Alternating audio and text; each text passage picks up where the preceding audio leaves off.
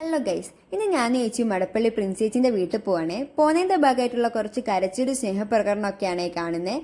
ഞങ്ങൾ ഓട്ടോയിലാണേ പോയത്. കയറിയപ്പോഴാണ് ശാന്തിനെയും ഗിരിജേച്ചിനെയും കാണുന്നത്. അവരും കൊയിലാണ്ടിക്കായിരുന്നേ.